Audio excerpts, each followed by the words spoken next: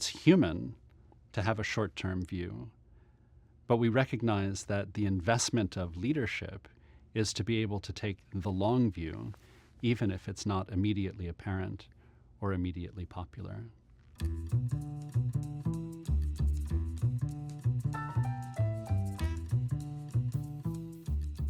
Hi, my name is Todd Breyfogle, and I'm Executive Director of Seminars at the Aspen Institute. I'm happy to share a few of the things that I've learned in almost 20 years of working with leaders in Aspen Institute seminars. Leadership is about making decisions, and decisions are ultimately about the values that we hold. They're moral decisions, not technical decisions. And if we're going to make moral decisions, we need to know what we believe and why we believe it.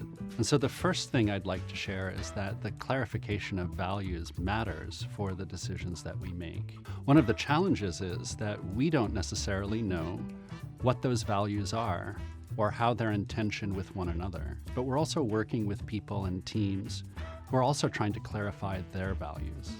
Let me give you an example. Many of us may prize as a core value freedom or autonomy, for example. Others may prize community or some sense of solidarity. Others may want to emphasize inclusion, everyone's participating, and others may emphasize the need for efficiency. And we've all been part of teams, we've all been part of group projects, either at school or at work, in which these values, perhaps unarticulated, are at play. I want to do it myself and get it done as fast as possible, but you want to make sure that you're having the team solidarity and that everybody feels as though they've participated.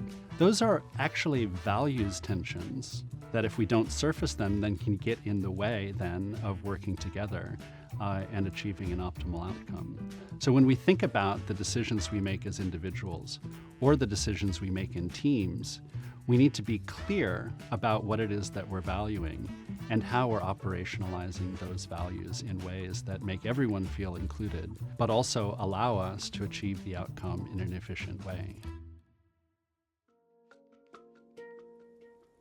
The second thing I'd like to share is the challenge and the delight of dialogue across difference. One of the things that I've learned working with leaders from many different sectors from across the world is that they're making decisions in situations of ambiguity and complexity, and yet they're being called upon to act with certainty and with resolve. So many of the leaders that I've talked to have said that so much of the tension of leadership is wrestling with the fear of not getting it right, but also the responsibility that comes with a leadership position. Which is to say, leaders are striving to find both a sense of confidence and a sense of humility. Why is that important for dialogue across difference? Most of the time when we're arguing or misunderstanding each other, it's because we're defensive, and we're defensive because we're not confident. And often we engage in conflict because we don't have the humility to understand that we have something to learn from someone else. The clarification of values through dialogue gives us a greater sense of confidence, but it also gives us a greater sense of humility. And when we have both of those things, we're better able to listen, we're better able to learn, and we're better able to find common solutions to the problems that we face. The third thing I'd like to talk about is the importance of the long view.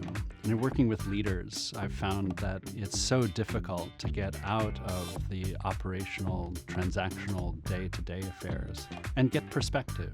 We need time and space to get out of the valleys, to get onto the mountaintop, to have a clearer sense of the landscape, a greater perspective on what it is that we're wrestling with, but to be able to see farther into the future. This is important not only for the decisions that we make on a day-to-day basis, but as we build a sense of legacy. Can we make a contribution to an organization or to our society, a contribution to our families that will outlast us? How are we making decisions today that build for the future?